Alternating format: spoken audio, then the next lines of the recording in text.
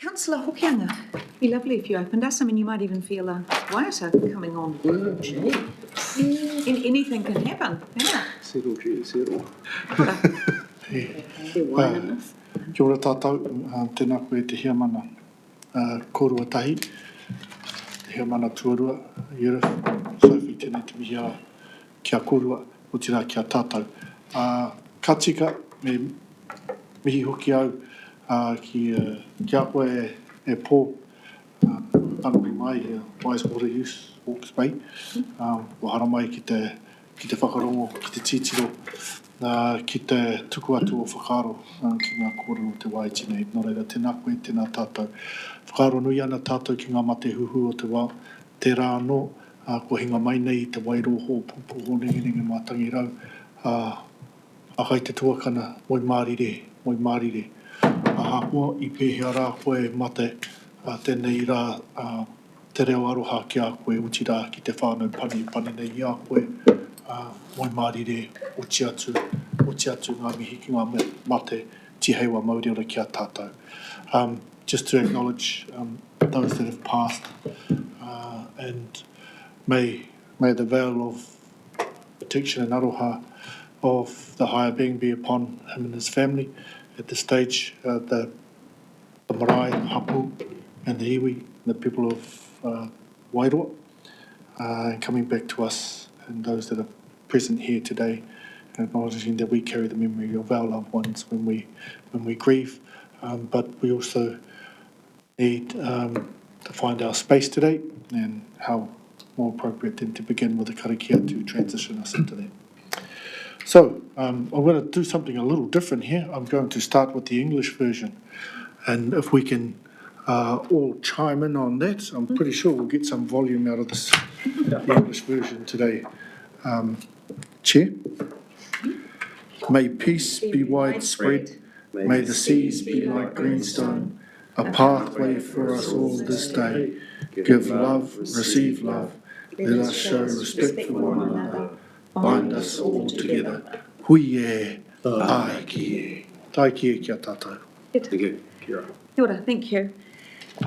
Housekeeping, we are being live streamed. Yes, thank you for watching now or watching later on repeat if you wish.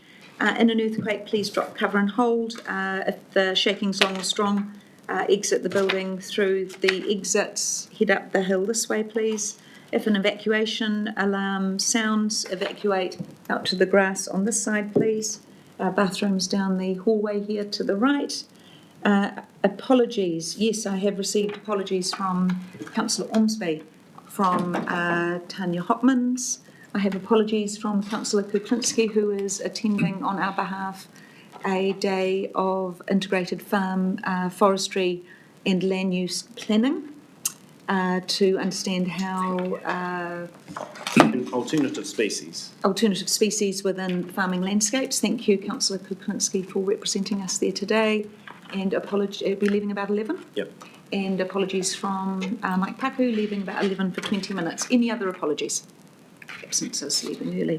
Thank you. Happy to move those. Someone to second? Yep, I'll second it. Okay, thank you, Councillor Van Beek. All those in favour, please say aye. Aye. Any against? Carried. Thank you. Any conflicts of interest to declare, please? Any of the items? There are none. Can we please confirm the previous minutes? Chair, Any questions or? this is most unlikely, but there is there is a small typo under 6.1. Yes, okay. It currently reads Chris Dolly the item. I think it means Chris Dolly presented the item. Thank you very much. Could be an item. We could. Any other corrections or questions, Mr. Rising? No. Happy to move those, Councillor McIntosh. Happy to second, Councillor Rodley. Thank you. All those in favour, please say aye. Aye. Any against? That's carried. Thank you very much. We have no speakers in our public forum this morning, so we are going to move to a decision item 5.1, which is the transfer of Napier Urban Waterways. I'm sure this is Chris and John. We have had a public workshop on this a few weeks ago, and I think almost everyone was present at that, so we've had quite a lot of background to it, but happy for the paper to be well discussed again this morning. Welcome. Thank you, Chair. Yep, so I've got John and Megan here. John will take us through the key points of the paper, and then we'll be open to some questions and discussion, Chair. Kia ora, thank you. Kia ora tātou. It would be fair to say that this subject has been in the pipeline for a number of years now. It's been the subject of multiple workshops and a number of internal reports with regard to how we move this forward. So, as I hope you're all well aware, our Napier urban stormwater network is a combination of reticulated pipes network and open waterways with joint ownership. The reticulated network belongs to Napier City Council, with the majority of the open waterway network belonging to Hawke's Bay Regional Council, but ultimately they work as one. In my time in Napier, the management of these combined network has been a complicated affair with operational, strategic and capital meetings required to manage those combined networks in a succinct way. This has been long recognised as not the best method of managing the network, and so under Chris's leadership, a business case for the transfer of ownership of Hawke's Bay Regional Council's open waterways to Napier City Council was kicked off. The report goes into a lot more detail about that. There is a map showing the urban waterways with the different ownership models within that.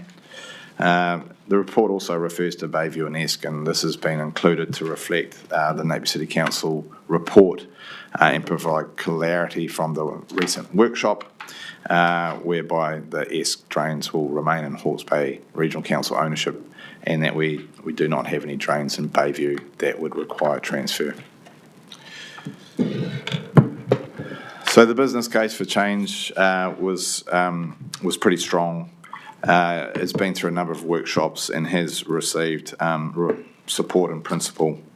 And that essentially outlines a transfer of management and operational responsibilities from Hawke's Bay Regional Council to Napier City Council for our urban waterways from 1 July 2026 to 30 June 2027, and from 1 July 2027 essentially a transfer of ownership passing through Napier City Council and into the new Hawke's Bay Three Waters CCO. The business case demonstrates that a number of options were considered and that this was found to be the most effective and efficient option to move forward on. A number of risks are identified in the report, none of which are significant risk and none of which cannot be managed appropriately. There is some cost implications for what we're proposing, namely HBRC will continue to rate for the service in this next financial year and transfer a significant portion of that rating funding through to Napier City Council for them to operate and manage the network in that one financial year. At 30 June 2026, 30 June 2027, there'll be a transfer in the book value of those assets through to the new entity, and there would be approximately $224,000 of unallocated overheads that would remain with HBRC and would need to be addressed, and options for managing that have been put forward in the paper. So that's probably it in a very succinct nutshell. I'm sure that everyone's keen to get to questions, so perhaps we open it up to the floor. Sure, thank you, John. Thank you. Yes, questions? Me? Councillor Waitoa, Oh, would you like to go good. first? Thank you. Through you, Chair. Thank you for the report.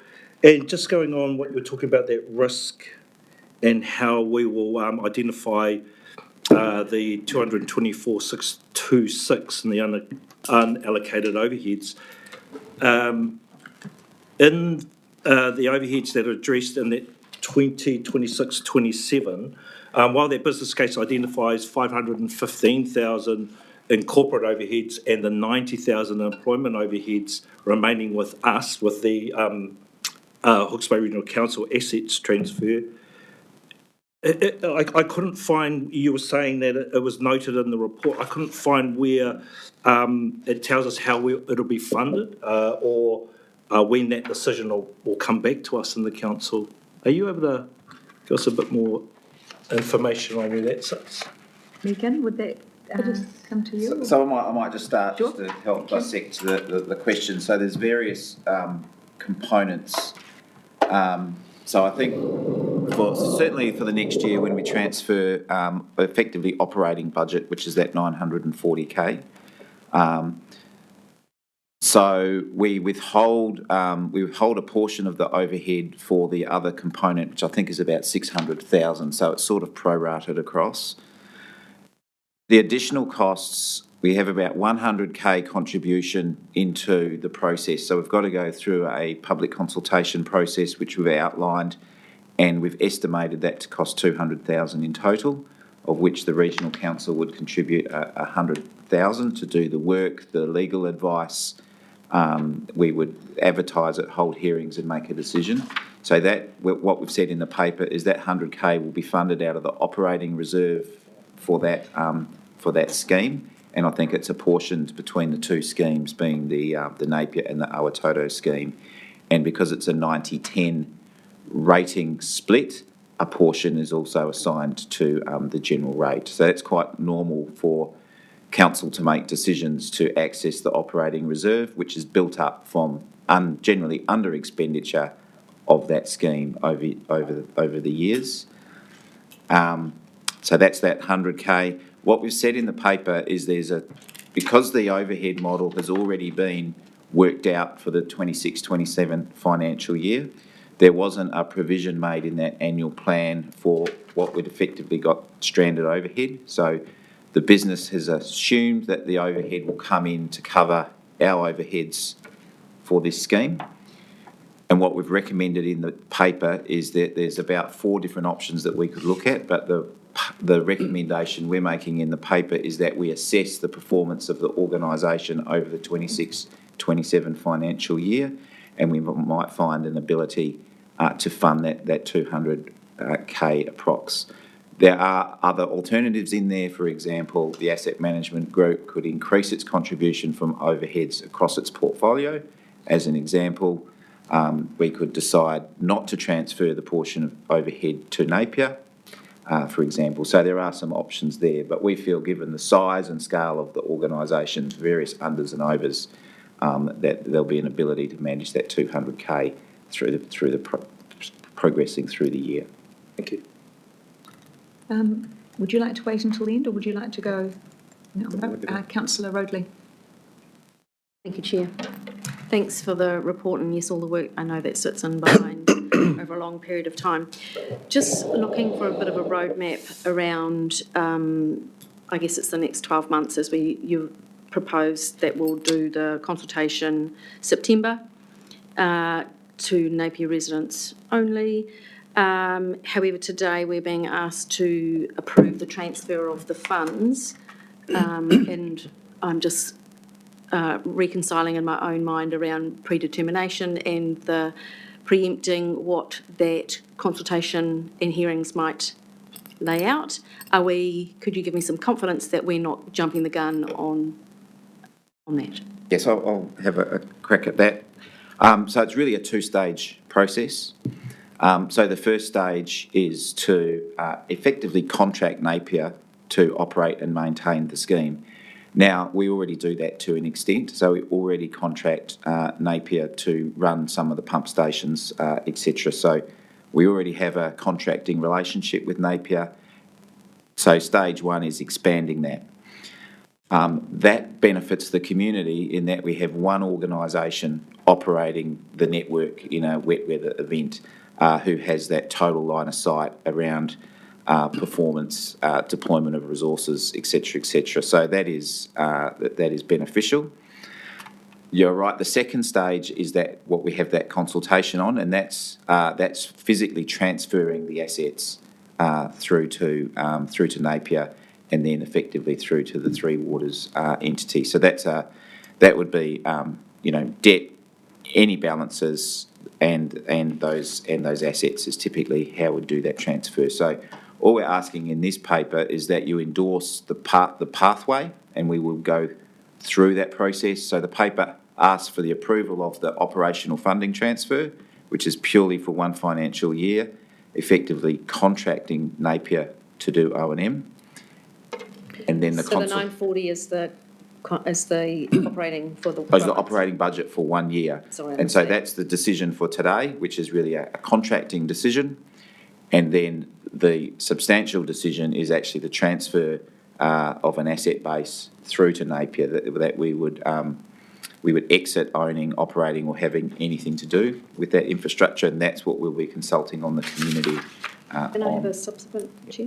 I was just going to check in as, whilst you have clearly articulated and I endorse that it's a sensible decision for the community, going into that consultation, we need to be mindful that the community might decide that it is not, which is within their rights.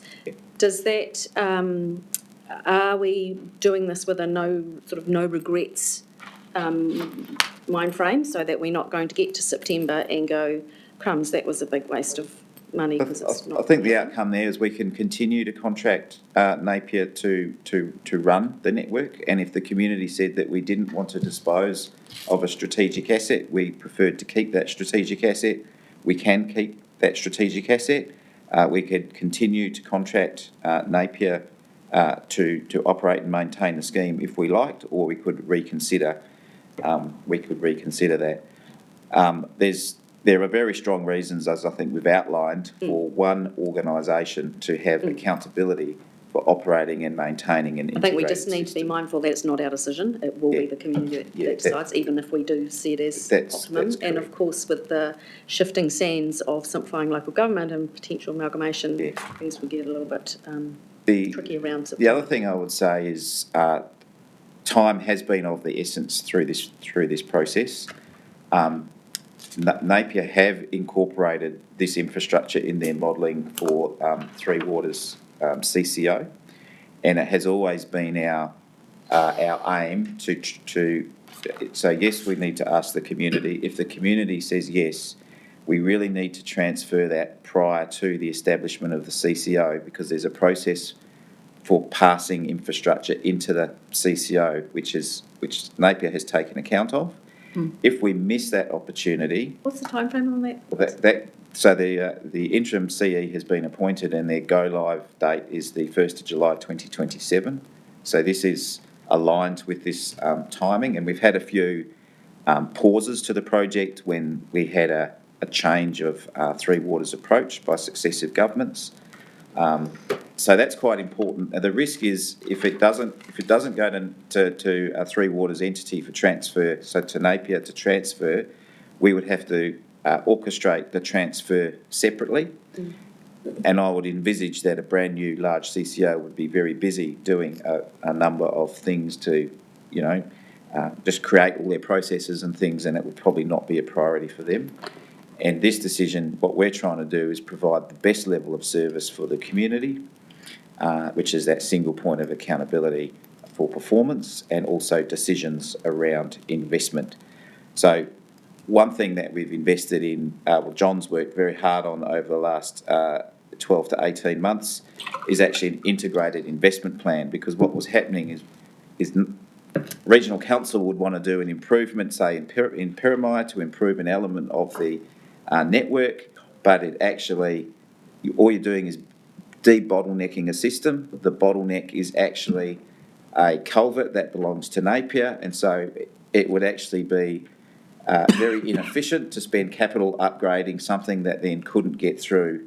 So we've actually created an investment plan, irrespective of the owner, to try and make sure that we're doing things in the right order. And that's just one example of the complexity of having two decision-making bodies, and then each council would need to refer to the one plan for independent decisions of what they're funding in the capital program, as an example. Thank you, Chris. Thank you for that fulsome answer. Thank you, and Councillor Rodley, thank you. Good comments, and just noting, of course, you weren't at the workshop as well. Yes, where sorry, we yeah, pushed a my bit apologies. around, but yeah, no problem. Good points, but just so you know, there was, and we had Napier with us as well, so we did have some quite good, robust conversations around some of the points you raised. Councillor Curtin, I know you have a number of questions. Happy to take multiple, so if you want to just go one at a time, that's fine. You don't need to put them all up at once. I'm happy for you to go through them. Well, I'm just pleased, Madam Chair, that we won't be having any storm events until we've resolved this. So it's good. Good to know. We're operating on that basis. Yeah. Chris, my thoughts on this and lines of inquiry.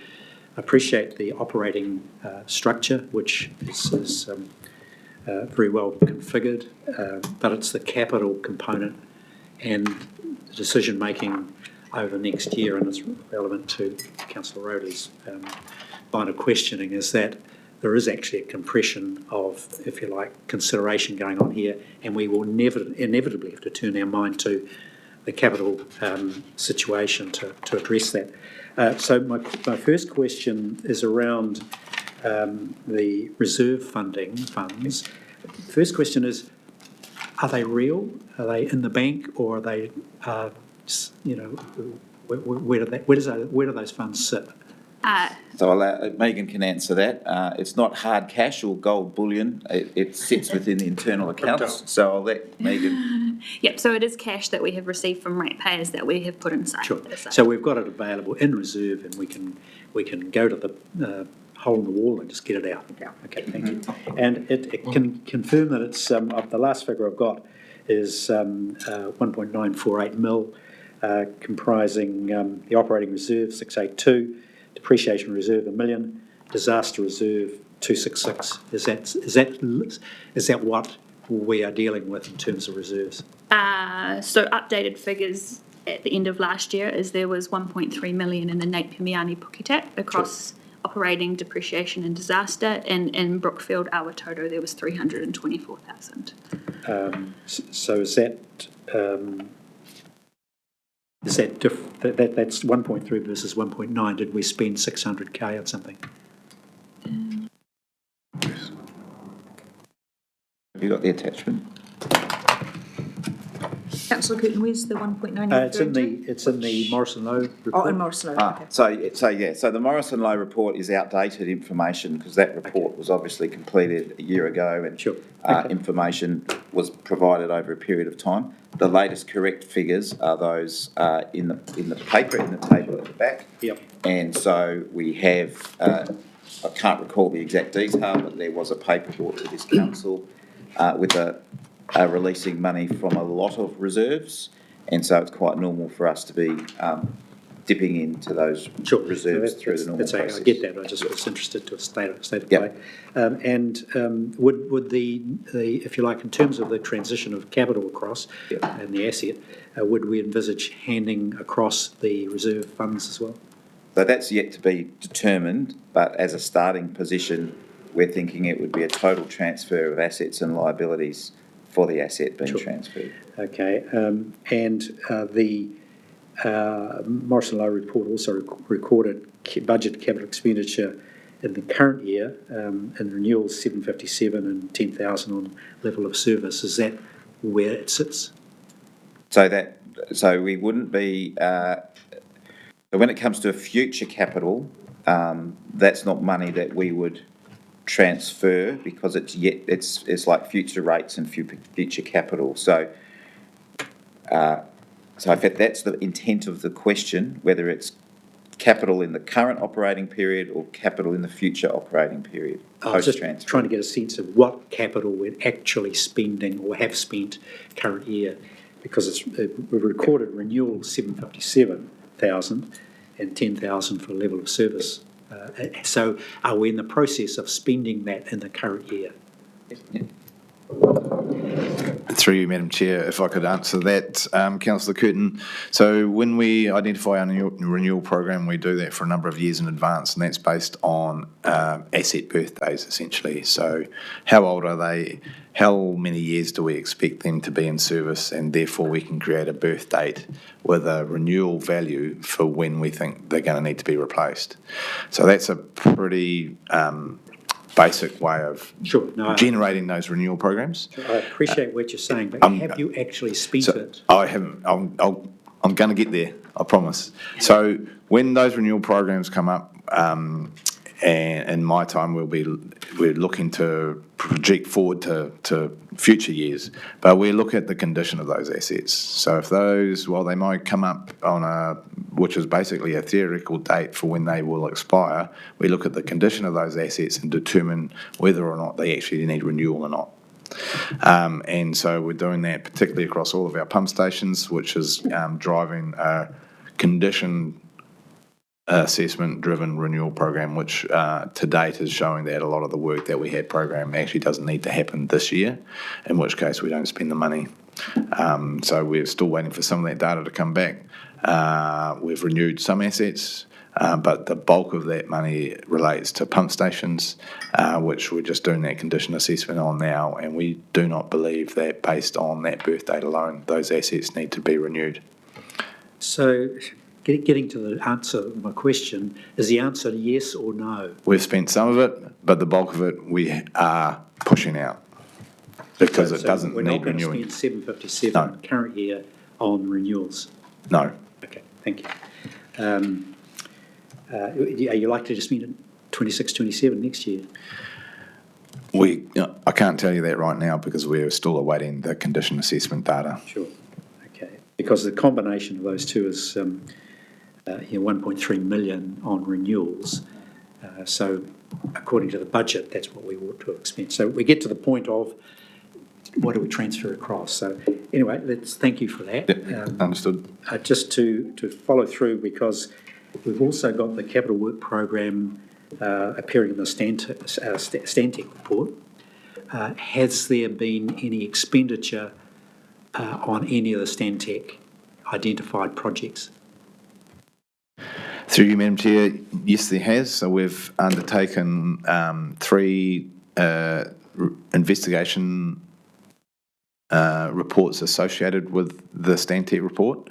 2 of those have identified that the preliminary Stantec report, which identified work needed to be done, our detailed assessment has identified that there are no capacity issues in relation to those sections of our waterways, so capital work does not need to be done. And we still have a piece of work that we're working on in relation to Piramai with regard to the widening of the county drain. So that piece of work is still underway to identify how we might give effect to that project. So in summary, we're planning to do some work, but we haven't done it. So we investigated the need for the work, and that demonstrated that there was no need for the work, so we don't spend the money. Can I, before you ask your next question, Councillor Curtin, can I just ask, so the Piramai piece of work, the assessment that you're doing now, what's the timeline to understand whether or not there's work to be done there? We're still working with Stantec to scope that piece of work in terms of the breadth and width of it, and particularly with regard to investigating the presence of existing infrastructure within that corridor. So I can't give you a time frame, but it's more than likely going to be the next 6 months. Thank you, John. So we would expect that that work would be picked up within our transfer of priority work streams, and we have this 1.3 renewal that we can apply to that. What Councillor Curtin and I are trying to run down is that we are ensuring that we know what we're handing over, we know it's not meeting level of service, we know that it will in 27 be passed to the new water entity, we know that the priorities within that entity will not be necessarily kind to what we see as priorities.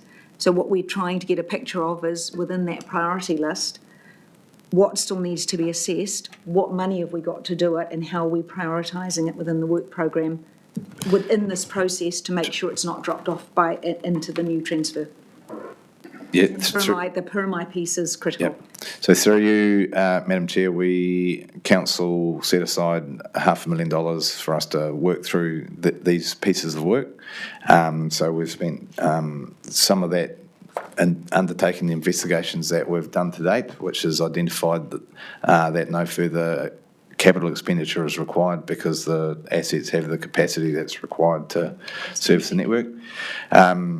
We do have a Napier Stormwater Network Combined Delivery Plan that we've worked together with Napier City Council in the last 12 to 18 months to pull together the separate Napier Meani Puketapu scheme review that HBRC undertook and the Napier City Council Stormwater Master Plan that they undertook. That had identified a lot of crossovers in the different projects, so we worked to pull it together into a single delivery plan, which identifies a number of prioritised projects that both organisations have agreed to that priority. And so that identifies which projects are of more importance than others, albeit that they are all prioritised as a high priority in the short term of our capital programs as opposed to the wider, broader scheme. So we do have number one ranked project is the widening of the county drain. That aligns with our scheme review project CDP 25-1, which is also linked to the Pyramai storm trunks and pump station. So that's the piece of work that we're investigating at the moment, the widening of the county drain, and it's NCC's responsibility and funding to review the storm trunks and the pump station. The pump station is linked to the potential Riverbend Road development, so there's a lot of integration that is required to determine timing. The storm trunks also include the increase in capacity of culverts under roads over that drain. So our piece of work would align with their piece of work. So we're waiting for them to identify timing and funding for that work. But those are priorities 1 and 4 in a list of 10 projects. So. Thank you. Councillor Gooden, yeah. Well, and thank you, Madam Chair, for giving me the leeway here. I just want to follow on because it's apparent that there has been work going on in terms of prioritising and refer to paragraph 30.1, prioritising high-impact projects. Projects have been selected based on their ability to benefit the greatest number of people, reduce flood risk and support the city's growth and resilience. Every decision has been made with a focus on affordability, transparency and delivering the best outcomes for Napier. I must have missed the memo in terms of attending that meeting where you have priorities that prioritise these projects. What is your process for including your governors in that sort of arrangement? There was an operational workshop between council officers looking at those aspects, and we ran a multi-criteria analysis on all of the projects within both the Napier City Council master plan and our scheme review. So it was undertaken with council officers. I think you see my point, don't you? That you're doing stuff which is our lane and we should be in it. And we need to be in that lane with you, determining what the best outcome are for the people of Napier is something the 3 Napier councillors would want to know about. So can we do that, please? So note your point, Councillor Curtin, and Thank yes, you. of course it's operations. I think the point is we know that this work and the transfer of this work has been so critical to us as a governance table. Probably there was an intersect point there that was quite important for us, particularly around these, a couple of these hotspots. Yep. One final Take that on board. round of questions, Madam Thank Chair. you. Thank you.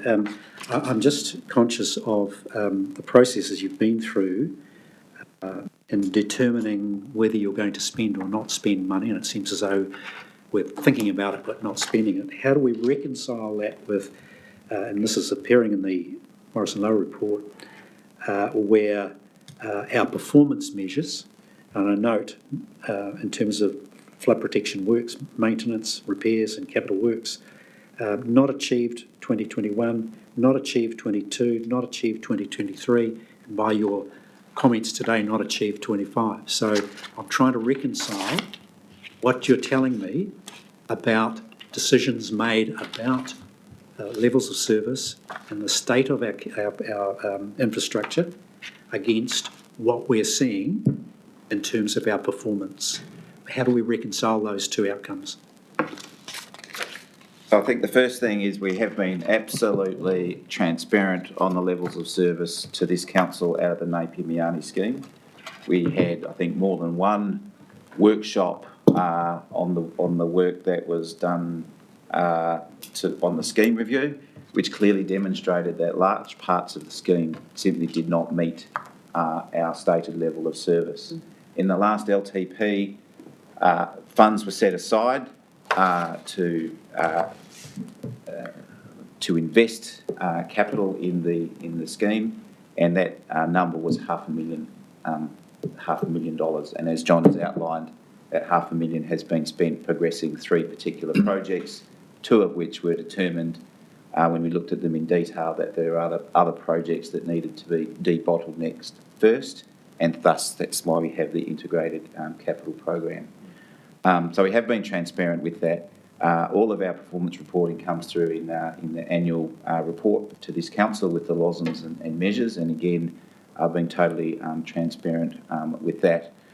We also know that we've made great investments into our asset management information systems, so we can actually provide much better quality reporting than simply how much money we've spent in a particular portfolio. I think when it comes to renewals, it's important to understand that renewals money is around pump stations, and good asset management means that you do the detailed asset management conditions. So we've got expert mechanical, electrical consultants looking at those pump stations to provide the right scope. So there is a difference between spending money and spending money in a capitally efficient way. The amount of money set aside in the LTP, $500,000, is quite small in relation to the tens of millions of dollars required over time to invest in that scheme. Thank you. I think probably a roundup of all that conversation is what we really need is confidence that, particularly the cross-country drain, we understand it intersects with Napier, we understand that's why we're pulling this all together, that what we are handing over, which we know is not achieving quite low levels of standard anyway, we understand all those problems, we've all read that report, that we are doing everything we can and we have set up as much as we can to ensure that our number one priority, which we know at that intersect is one of our biggest problems, will be resolved within this 12-month period for the handover. And I think possibly coming back from, hearing back from Napier City Council as to their timeline and some sort of assurance on that would give us more confidence that we're not handing something over that we know is going to disappear into the new water entity drain. That was a... So for 26-27, so we simply don't have the capital to undertake an expansion of the drain. We've got that 150k or thereabouts to investigate it, which is what we've done. So I think that the main mechanism going forward is that integrated investment plan that we're happy to share. That's the main mechanism that I understand both organisations are committing to. And can I just add to that, in the work that we have done and the investigations that we have done, it's identified that the HBRC assets meet a level of service. It's the urban stormwater or the culverts under roads primarily, and other NCC-owned culverts that perhaps present the most challenge to meeting level of service. So I think it's a really, really good example of why one ownership and one management model is essential to being able to bottleneck the networks and our urban waterways to deliver that level of service that everyone wants. Thank you. Thank you, Councillor Hawke. Hey, thanks for the report, gentlemen. I just wanted to pick up on your comments around the development or or proposed development on Riverbend Road, and simply because I guess there's some a large mana whenua interest in some of the housing development over that area, which brings me to the point of those, I guess myself and Councillor McElroy is probably of high interest in our constituencies, the likes of Marae Nui being heavily Māori community or Māori populated community, and the proposed developments over there in recent years have included some social housing. And I'm just wondering that when we are transferring the asset over, we would probably be transferring, I guess, a set of relationships or previously engaged commitment to some of these communities.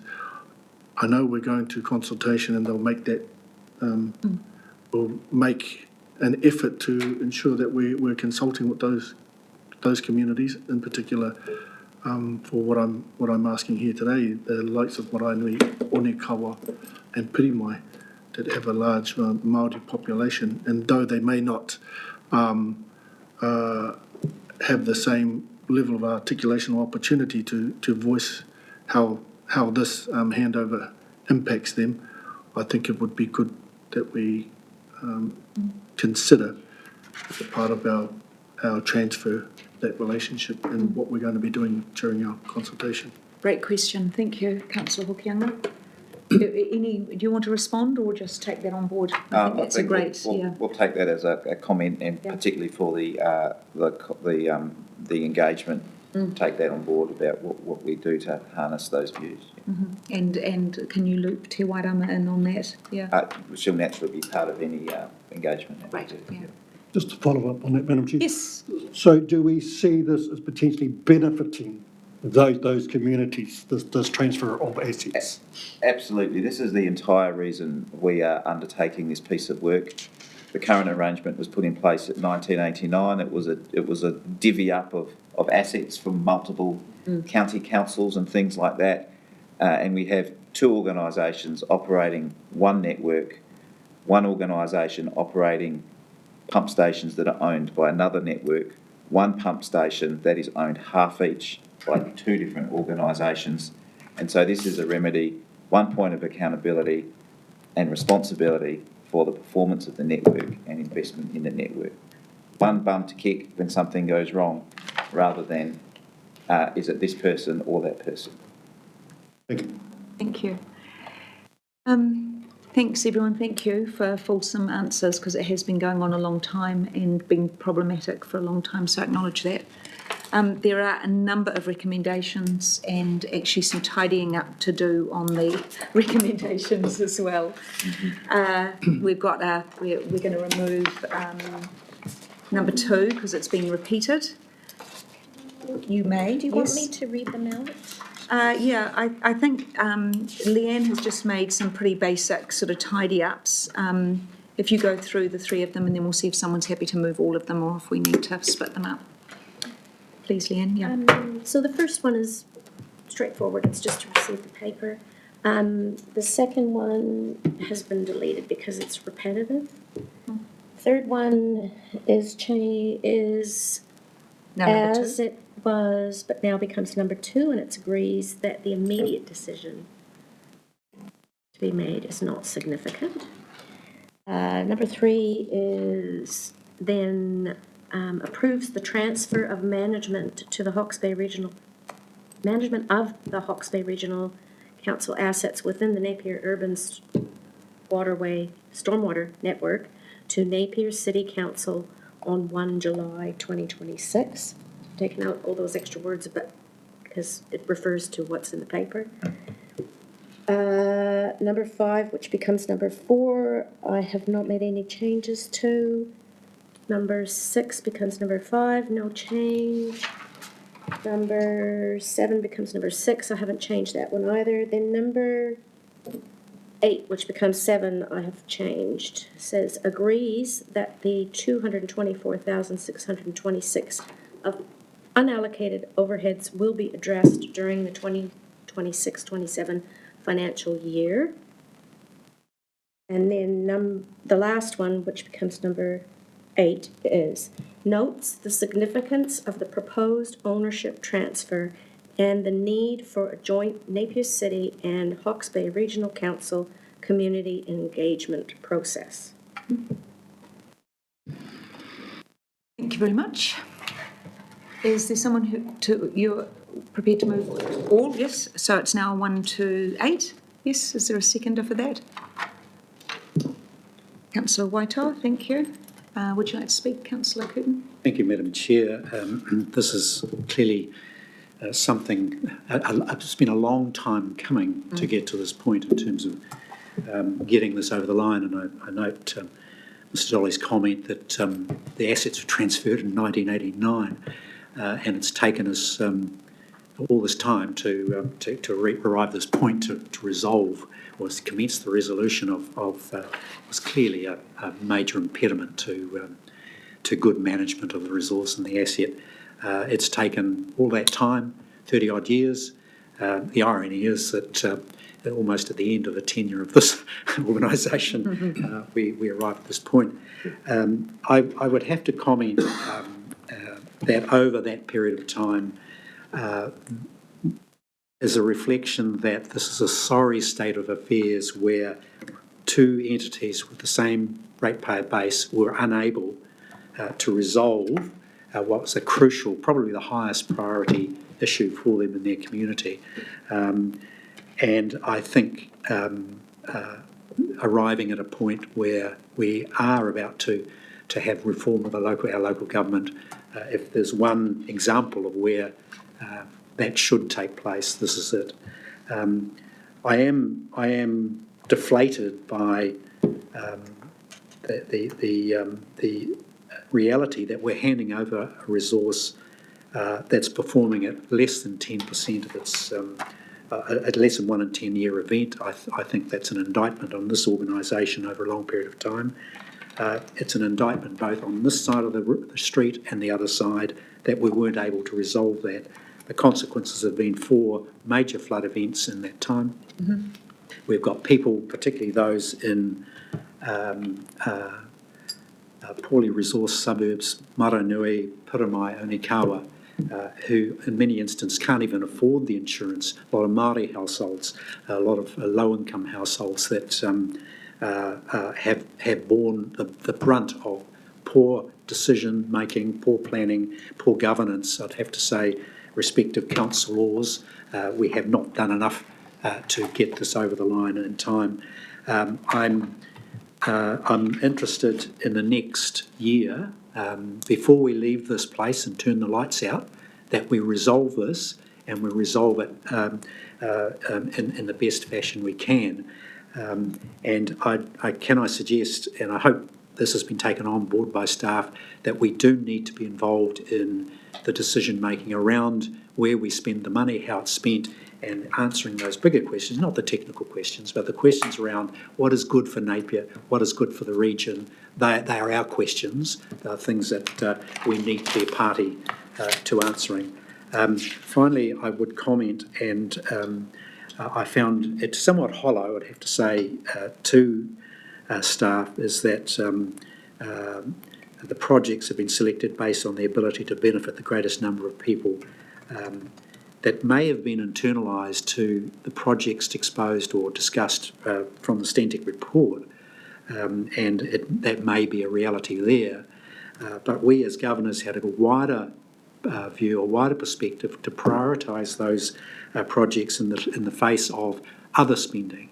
Dare I say, we needed to have, we've spent a lot of money on the coastal hazard environment. We lost focus on this, and that's a governance failing in my view that we didn't do that.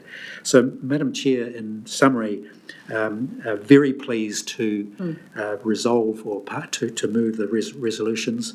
Very pleased to progress this, and I hope over the next 12 months we can really nail this with the support of staff who are doing an excellent job in putting this together. So let's get on with this. Thank you. Great comments. Appreciated. Councillor Waitoa, would you like to speak any further? Any other comments? Yeah, I would like to make a comment. Yes, sure. I fully endorse what my fellow councillor Curtin just has relayed to us. And I just realised yesterday that I'm actually the second longest serving councillor on this council, and it was actually pointed out by Councillor Curtin. It's not because of lack of pointing us as governors to this issue by Councillor Curtin.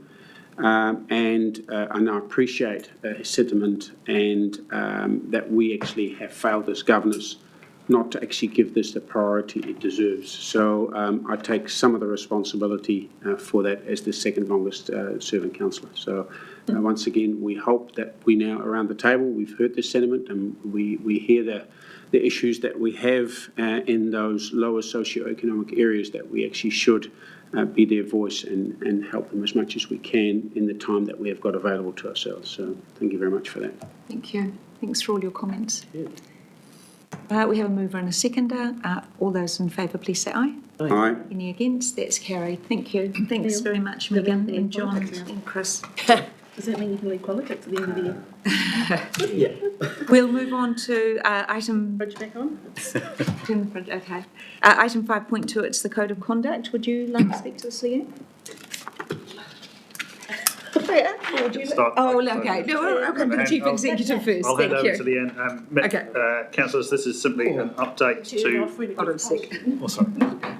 It's not you. Order.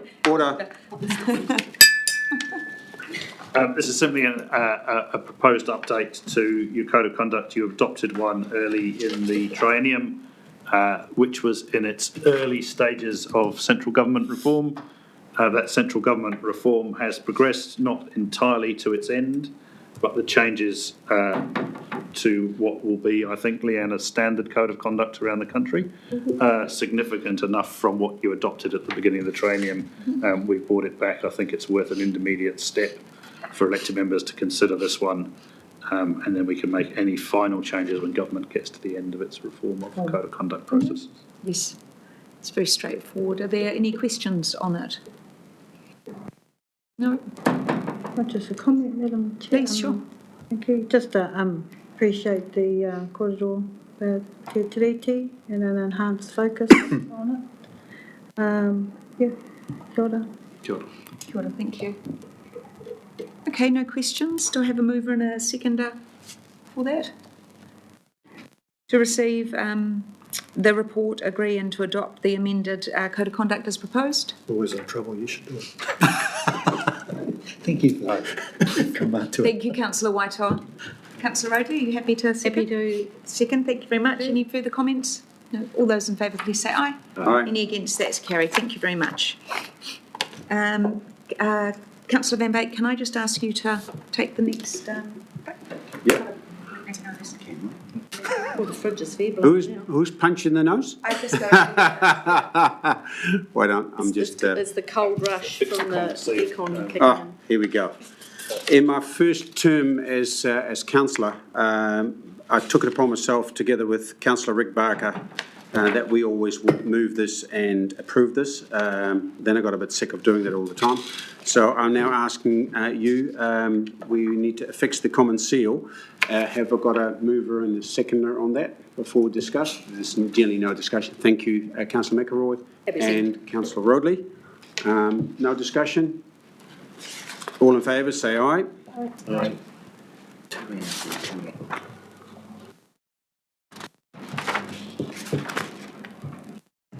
Good. Then we move on to item number 6. Yep, please do that, Nick. Through you, Chair, this is just a brief update following the petition you received from Wise Water Use Hawke's Bay at your last meeting. And really, it confirms for the record that the Regional Council has received no requests for funding of environmental flows from either Tuki Tuki Water Security Limited or any of the similar entities. In future, if you did receive a request, I would need to bring it back to you with some advice about how you would deal with it. There is the potential that it would do things like trigger your significance and engagement policy if there was a new activity proposed, and that would require public consultation. But without a proposition on the table at the moment, it's a speculative position. And just to note that it'll be important as if we ever do receive a request that councillors bring an open mind to any future debate. And then finally, a note that we continue to have a regulatory role in relation to the consents held by Water Holdings Hawke's Bay Limited, and so we will continue to exercise those, and elected members will be aware that the extension of the lapse date of those consents has now seen a judicial review process initiated by Forest and Bird. So that, cheers. Thank you for the explanation. I will now hand the chair back to the real chair. Thank you. Thank you, Deputy Chair. Yeah, so there were a few questions that came out afterwards, so an opportunity just to understand a little bit more of that. I know Councillor Hokianga was interested in understanding more about environmental flows and what those are, so maybe you could start with just a bit of an explanation on that. Did you want to, oh sorry, Councillor Hokianga, would you like to specifically? I mean, I don't know the detail of exactly what that's meant. I'm just checking whether Ms Brunton's got anything she'd like to add there. I think we're talking just as a general explanation about what that means. Broadly, I think it would be specifically to the project. Whether there was any request to essentially fund release of water into rivers that might then benefit the environment rather than the commercial side of water storage. Mm-hmm. That's my understanding of what it would mean. Questions, Councillor Cooten? Yeah, Madam Chair, I just, if Chief Executive just could comment, because we've got a statement at number 11, Council does not currently have a role in the proposed project beyond its regulatory work. Now, I appreciate that. But we do have a role in water security.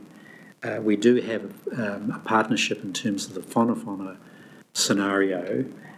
We do have responsibilities around the state and health of the rivers. Are we being a bit, what's the word, constrained or not willing to comment about our position on environmental flows generally, as opposed to the specifics of a particular consent? Should we be a little bit more generous in our explanation of the Council's position and role? I think that's probably a matter for Council to consider at an officer's level. We don't have a role beyond the regulatory process. Council, to my knowledge, hasn't expressed an opinion in terms of Tanify has expressed a strong opinion that water security is important for the region. So I'd be guided by elected members. Thank you. Mm-hmm. Councillor McElroy? Kia ora, Chair, thank you, Chair. Just directed to the CEO. With the new freshwater 2026 release, I'm just wanting to know, sort of wanting sort of an environmental sort of perspective with that new paper that was released by the Ministry of Environment, what that means when it comes to dams like Tukituki and Whanawhana. So obviously it's not related to this petition specifically, but I'm quite happy to have your comments just on. It's a big question. A big question. And I might ask Ms Brunton to join you at the table. Thank you. Aware that we are in that regulatory piece with the consents. Through you, Chair. So currently we have a set of consents that recently have, so if I just talk about it generally, then you can ask me some questions, maybe I can answer them. Those consents are currently live. They have recently received extension of timeframes. We're aware of that. CE's just advised you that that decision that was issued by this council through an independent decision maker has been judicially reviewed to the Environment Court, so we're going through that process. I am aware that the consent holder is changing the way they are thinking about delivering this project and have advised us that they will be going through the fast track process through the EPA to seek those consents. Through that process, this organisation will be asked to comment on how that fast track process fits with the objectives and policies of our plan, but we are not asked to comment as a submitter per se through that process. Can I now answer questions on that basis? Have you? I couldn't quite hear, Councillor McElroy, what your question was. Just about the new freshwater, paper that was released by the MFE 2026 and what they say is around dams and the environmental degradation that that causes. So the applicant will need to be able to demonstrate all of that to the EPA through that consenting process, not to us. Okay. Thank you. Any other questions?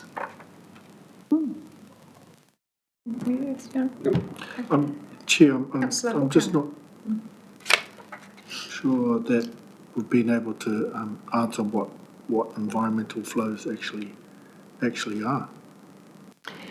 So through you, Chair, they will have to demonstrate their approach to environmental flows as part of their consent application. They will need to provide the science around that to support their application.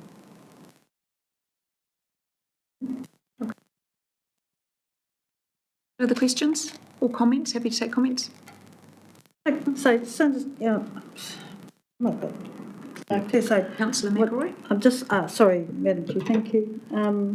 So with the environmental flow, it's about whether we fund the release of water into the awa. That's for environmental, not commercial use. That's broadly the concept behind environmental flows. We don't know the detail of this proposal until they've applied for the consent through their fast track process, which is, I think, why we're needing to be quite general about this, because they've got to go through that regulatory process. But conceptually, environmental flows are there to support environmental outcomes, and there'll be an argument about whether they do or don't. And just based on the supplementary, so that we understand, and no doubt the ratepayers understand, that it would come at a cost to the ratepayers. Sorry, through you, Chair, I think what they are referring to is who holds those consents, who's investing in those consents. That is not this organisation, this regional council. I think they, in terms of public money, I think they're referring to, if I'm wrong, and correct me please, Central Hawke's Bay District Council and their investment in this proposal. Thank you. There is no application to this council for any funding for environmental flows or any other. Great. Is someone happy to move to receive? Thank you, Councillor Parsons. Thank you, Councillor McIntosh. Would you like to make any further comments? No, thank you. Thank you, Ms Brunton. All those in favour, please say aye. Aye. Any against? That's carried. Thank you. Item 6.2 is the NIWE update. Welcome, Chris. Welcome, James. We may get an answer to the evolution question. We may. We may. Evolution's been on everyone's mind.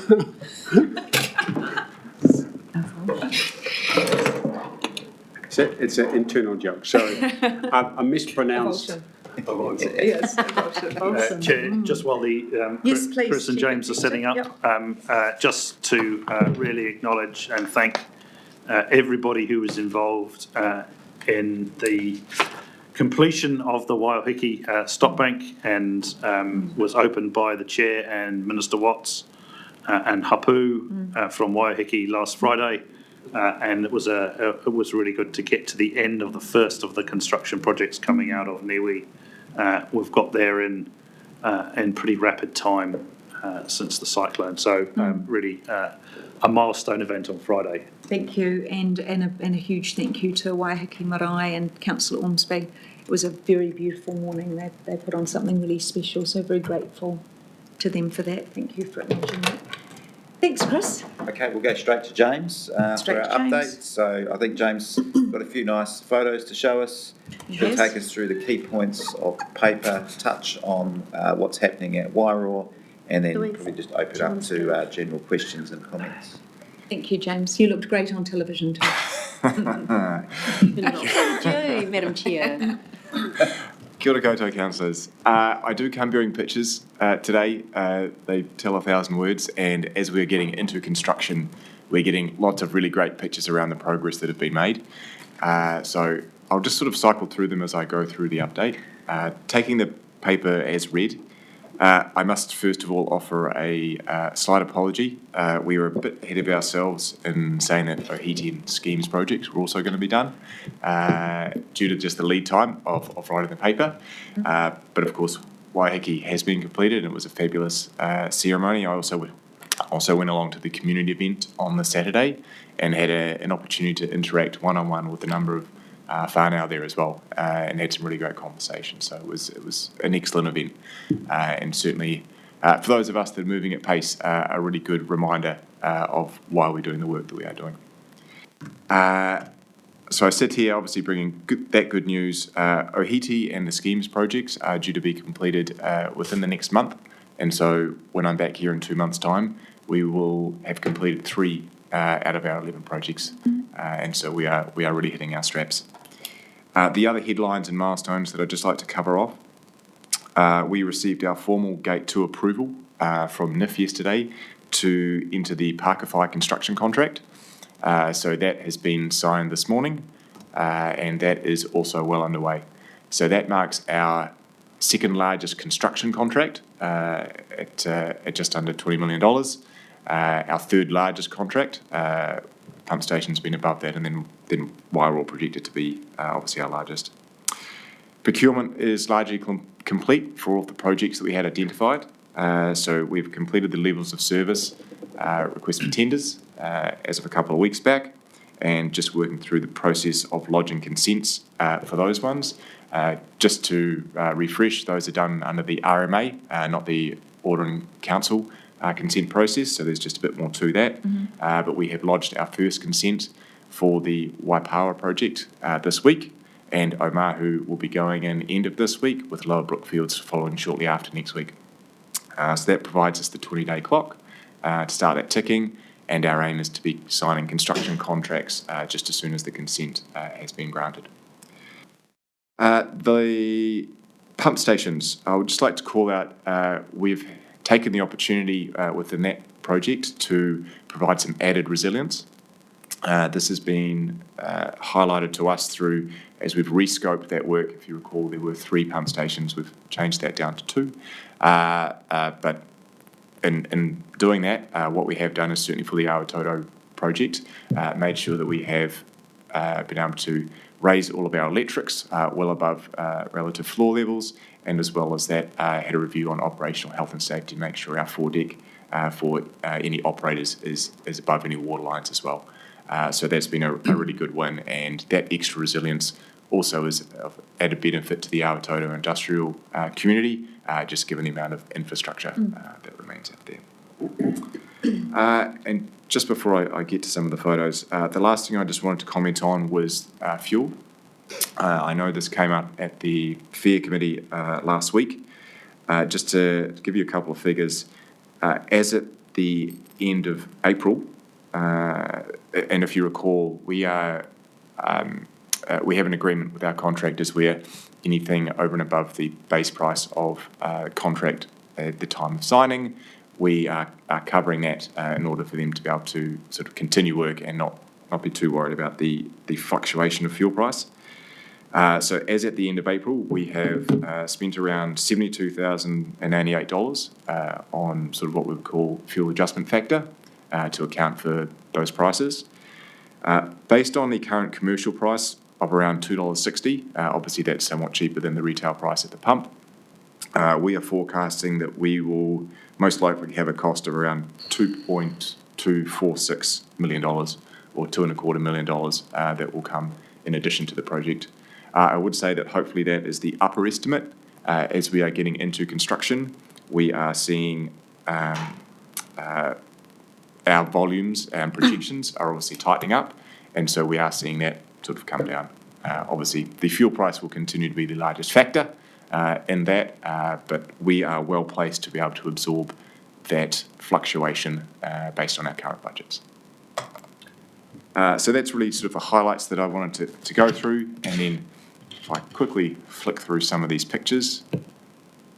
There we go. So some of the celebration ones, which is obviously great, as I mentioned. This one is out at Whirinaki, where we have a large part of the residential stock bank is largely complete and being topsoiled at the moment. And as we move into the industrial side, this is out at Ohiti. Again, we've got a large swath of work there being completed. And as we move into sort of the Omahu area, the road races have all been completed, which is fantastic. And this is out at Prongaho and Pakawhai. So you can see there the amount of vegetation and clearance. Particularly, I'd call out the work done down in Prongaho. Some very, very old macrocarpus that were cleared there. Very good job done by the contractor there, because those are some sizable trees. But we will have more to come, and happy to sort of just share some more stamps as work progresses along the way. Great. Thank you, James. Anything more from you, Chris? No? No, it's really over to any questions. Questions. For Great. James. Questions. Thank you, Councillor McElroy. Thank you. Thank you for your report. Didn't have any photos of Waddle. We all want to know what a Volscian is. I've looked it up. Apologies. Sorry. So we, as we've been working through the final design on Wairoa, our design team has discovered, as mentioned, a Volscian issue. So this is to do with sediment deposits. Yep. Yeah. So whereas obviously we have been very focused on the outlet of the spillway, as the design has progressed through the 18 options down to the one we have now, the modelling that the design team is doing has shown that there is potential sediment occurring at the inlet of the spillway and then through the body of the spillway. And what that does is that it increases the velocity of the water that is subsequently flowing through it, which can have an impact on the scouring.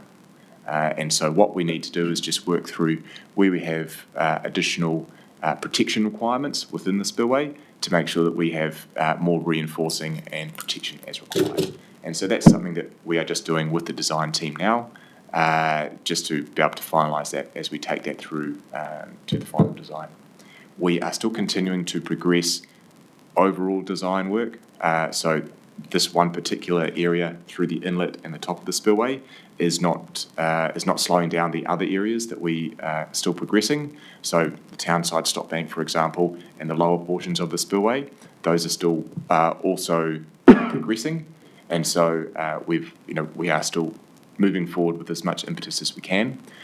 We are expecting to have a decision point around about the 9th of July to be able to look at the risk optioneering just on that inlet to be able to make the final call on how we proceed on it.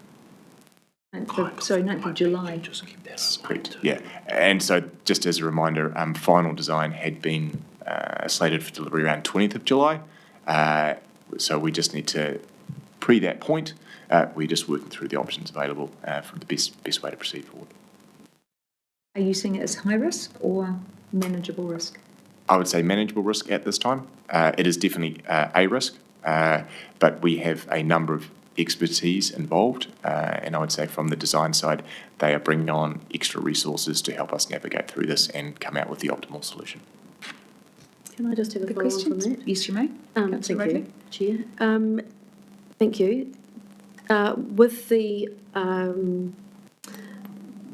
things you're having to change to counter this expected risk, is it putting the consent at any risk? Through you, Chair, no, not at all. Or within? Yes, Yeah. that is correct, yes. And that has been the beauty of the OIC Order in Council. That consent has been granted and for the spillway, and it's really how we do the design pieces within it, and the consent covers a whole range of options around that. I go again? Oh, no. Please do, yep. Oh, thank you. So just looking at the breakdown of the monthly financial progress report. So thank you for that. Oh, it's suddenly got really small on my screen. Could you give us just a bit more of obviously this is a month old, could you give us an update on the money flowing back from NIF against the money that we've expended so far? Is it, because it's quite different there, I'm guessing it may have shifted since. Through you, Chair. It is, we have a very robust process well established now. Now, to your very point around this data being a month old, the timing of when we have our contractor claims come in and then our ability to claim from NIF, there is always going to be a lag. But what I would say is that we have shortened that lag to the minimum amount of time possible. And so the cost of carry to council has been greatly reduced now that we are in a regular claim both from our contractor and also claim from NIF cycle. So we're sitting at about half, so it's quite a big variance there. Am I misreading this? It looks to me here, the total spend, actually that will be the total spend of everybody, isn't it? Yes, and so that also... From HBRC, it's 44,595, is that right? Or is it the 70? That's the total spend of everybody? That is the total spend of everybody. Yeah, so our bit is 44, and we've claimed 38, mind you. Sorry, that 44, that is our total allocation out of the 244. Which is the bit that's the HBRC spend? Is it the... That is, if I do the math, it'll be around about 22. And when I say spend, that's just, I'll need to do some work on this chart for next month. Let me just say that. Let me come back to you on what is HBRC's total actual allocated spend. Yeah. What this is reflecting is that right now HBRC is carrying 22 million out of the 70. Yes. But that is just to say that we have not claimed everything we possibly can. Yes. So I will get that cleaned up for you for next time round.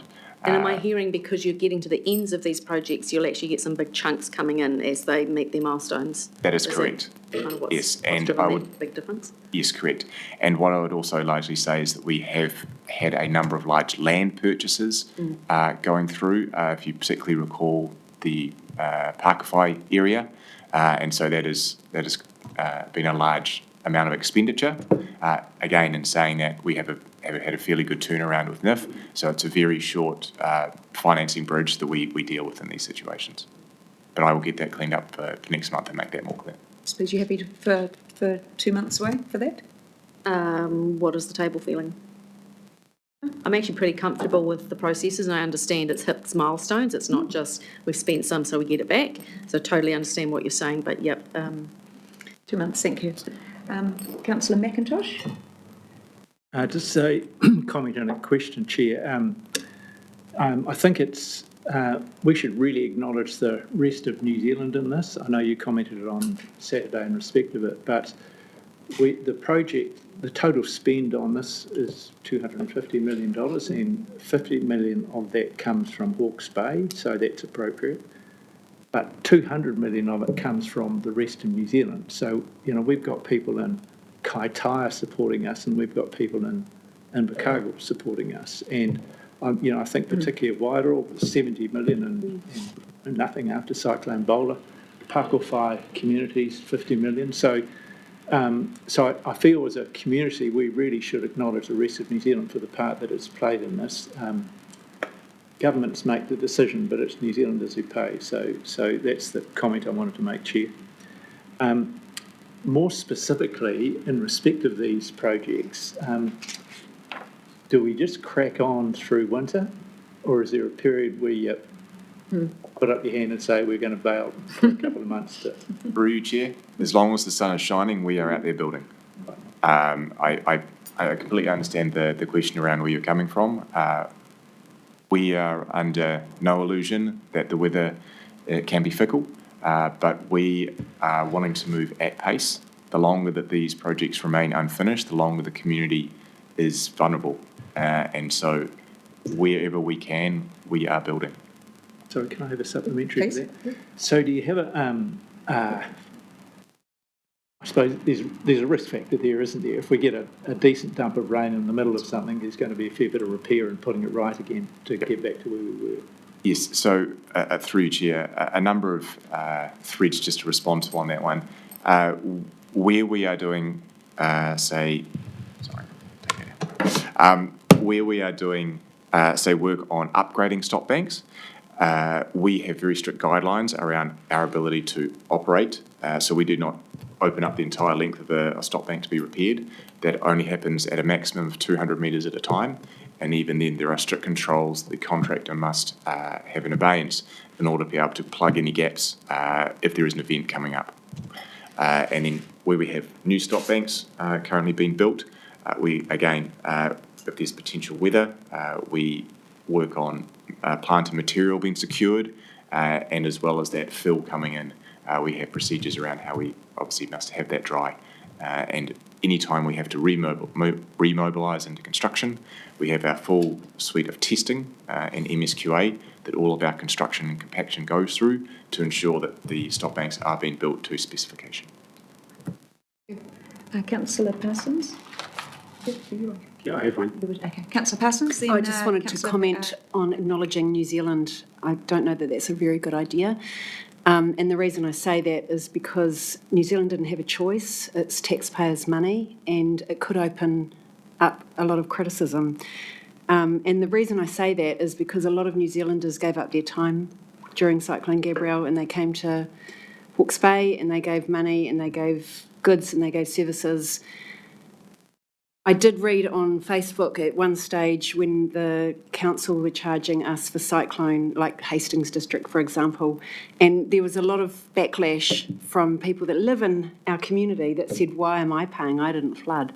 And I think you might get the same criticism by opening it up to New Zealand, saying, well, I didn't have a choice to do that. And did Christchurch thank New Zealand when we had to subsidise the earthquake? So that's just my view on it. I think it's a nice sentiment, but I think we could open ourselves up for a lot of criticism. We didn't have a choice. It's taxpayers' money. It's like thanking the IRD. Spending our money on unemployment. Oh, no, I wouldn't be happy about that either. Councillor Van Beek. Okay, good. Just a question. In my mind, I've got 2 million litres of fuel to be used in the construction process. Is that roughly still where you're sitting?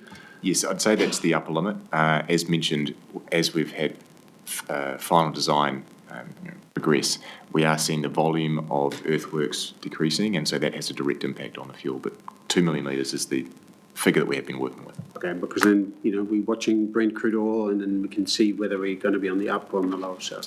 Thank you very much for that. Thank you. Councillor Whitehall. Thank you. Through you, Chair. $2.60, is that our best buy? That's what contractors are being able to source. That is just, okay. Yeah. Cool. Okay, on to a question. So the program is presently signalling there's not a budget problem, but for good governance, pages 159, 160, and the attached 162, 1.88 million savings transferred to the program contingency and a further 5.519 million in forecast headroom. And I see much of that sits within Wairoa and Pakowhai, where the delivery and the design risks remain. Can we have a confirmation on how much is uncommitted? And if you look at that, that Wairoa, any forecasting of Wairoa underspend is what is constrained by the Crown funding as well, conditions. Through you, Chair, if I can answer the first piece first, and then I might just ask for clarification on the second piece there. As it relates to released contingency, the only contingency that has been made available currently is from two projects. The first being the telemetry project, where there was an initial budget of $5 million. That was reduced to 3.5 million, and the majority of that, apologies, I'm just blanking on the exact figure, the $1,345,072 of that was moved over to the pump stations project to provide additional contingency there, given the uncertain ground conditions and various other factors, as had been requested. The remaining contingency, the balance of that, along with the contingency released from Hawke, as that program has, I should have led with this as well, come in $1 million under the $10 million budget, is currently unallocated to other areas of the project. So, and maybe just to address the second part of your question, Councillor, the total funding allocation that we have from the Crown, administered via NIF, remains $256 million and change.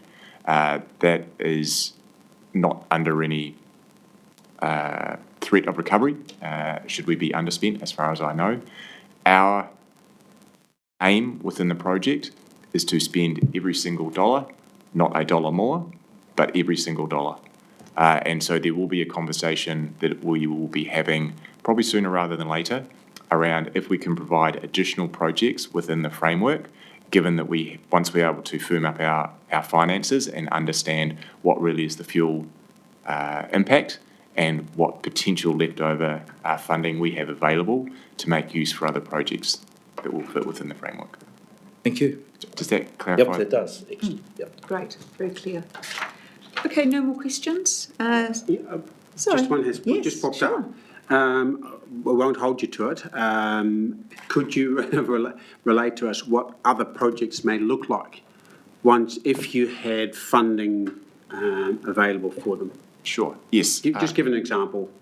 I might even pass this one to Chris. So, look, I think it's important. So, this policy is not yet being developed. We're just thinking from a high level. It's very important that the projects fit into the intent of the Crown program.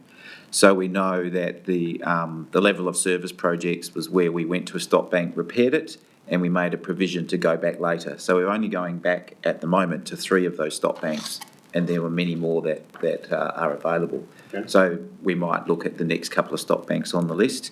Other things we're exploring is whether we can, whether it's strongly enough linked that doing any work in the Waitangi mouth area that relates to the improvement of the Awatoto stop bank and the general improvement to the whole scheme, but particularly Awatoto, whether there's a strong link to the program. Mm-hmm. So we've got some ideas, and we're really, the next stage is to really have a bit of a discussion with the administrator to just work through what those opportunities are and what is the right time to make a call, because there'll be no extension to the duration of the program. It's really making some of those decisions early and non-regrets, and we might, for example, progress some design work until uncertainty is removed, and then we're sort of ahead of the curve with any available funding. So that's the general discussion that we'll be having with Crown. Great answer, thank you. Great plan. Yeah. Happy to move the report, Councillor? Yes, sure. One addendum, and thank you very much, Tracy, to the question around the HBRC contribution. I can't give you the exact 7 figures, apologies, but the HBRC share is approximately $11 million of that 70 and for the end of April. And of that $11 million, about 10 million of that sits within the Green and Social Loan Framework that we have talked about previously. And so the balance there is about $12 million of invoicing that we have pending with NIF to date. But I will have that table reflect that going forward. Perfect, thank you. Can I just chuck one last one in? You may. Last question. Yeah. Are you still holding the 10% contingency? Thank you. 10 million. Yeah, 10 million for Wairau. You're still holding that? Yes. Thank you. We have a mover. Do I have a seconder to receive? Thanks, Councillor McIntosh. Are there any comments? Yep. Thank you. Mover and seconder. All those in favour, please say aye. Aye. Any against? That's carried. Thank you. Thank you. We are coming up to public excluded, but before we do, I'd like to ask Chris to come and join us at the table, please. please. Yeah, that, Chris. Yes, you. We need to go offline. Goodness. So, for those of you that haven't kept up or don't know, Chris's, how many, are you travelling a river? Are you going across a river? I won't be travelling across the river. You won't be. It's going- on EIT. Yeah, Chris is moving to EIT and his training and education passion. This is his last meeting with us. So I thought it was a neat a moment just to say thank you. You were here with us right through all that terrible time of trying to make sense of money after Cyclone Gabrielle, and all the money we'd spent and weren't going to get back. And I have to say, you've done an amazing job in the time I've here of making very complicated financial situations understandable. And I want to say a huge thank you to you on behalf of councillors and the institution for everything you've done. I know, like everyone else in that team, you've worked long hours to keep our head above water in what's been really troubling times. So thank you, Chris. We wish you the very best in your new job, and it may be that others would like to make comments. Yes, the Councillor Rodley. Other than no comment. Yes, thank you, Chris. And you can absolutely endorse everything Chair has said, but also note that the transition and the sense of loss of Susie, Super Susie, through the marvellous Pip, actually having you there was a real sense of confidence to know that you were in safe hands as Pip took the reins, Amy, very capably. So thank you for that. All the best for your new move. I'm sure the Boy Scouts movement will be very pleased to have you closer to their area, to the clubhouse. So, Headquarters. Thank you for all you've done and go well. The treehouse headquarters, yes. Yeah, Go exactly. well, thank you. Yeah, thank you. Councillor McIntosh? Actually, Chris, I would like to acknowledge the breadth of your knowledge, really. I've been often amazed. Someone will ask a question, and I'm thinking, God, he's not going to know that. But you do know. I can hardly recall a question, even of the most complicated answer, that you haven't had covered, or at least have been able to come back to us very quickly on. So you've given me a lot of comfort as a governor. Thank you. Thank you. Yeah, and also not so much from the numbers point of game, but definitely the hairdo point of view. Chris, you tried to be a young man for a little while, it looked, and then you gave up and took it all off again. So that was actually quite remarkable, and it actually didn't look too bad at all. You should try it again at EIT. So, but once again, thank you very much. You've been a really good wing person for anyone who you supported. And like Councillor McIntosh said, there wasn't a question that you couldn't answer on their behalf. And so you've got them out of some deep trouble many a time. So once again, we will miss that. And we wish you all the best in your future endeavours, and make sure you spend enough time in the wild lighting fires with the boys and girls, Really good. Excellent. Well done. Thank you. Thank you. Would you like to? Thank you. I have really enjoyed my time here at Council. I would like to acknowledge the finance team, because those questions that you didn't think I'd know the answer to, there was a Teams chat going on with Megan or Pam or Amy previously, helping me out of what was going around. I take it all back. Yeah. They are 3 of the 6 people that watch the live stream. I am sure there are a lot more people watching the YouTube now, where they can get home from work and watch it later on. Please subscribe. I think there are some very capable people in finance that will carry on in here, and there's a few new people that are coming in that will help support the council through the next iterations, and I will look forward to seeing all the developments with simplifying local government and how everything goes on, and watching some of these meetings later on in the evenings when I get home. Promise? If you can't sleep. Yeah, that's right. Thank you, Chris. Thank you. Good luck. Okay, See you. Thank you.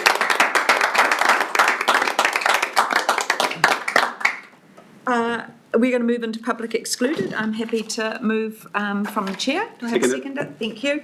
Would anyone like further information as to why we're moving into public excluded? You're comfortable with the notes in the paper? You are? Thank you. All those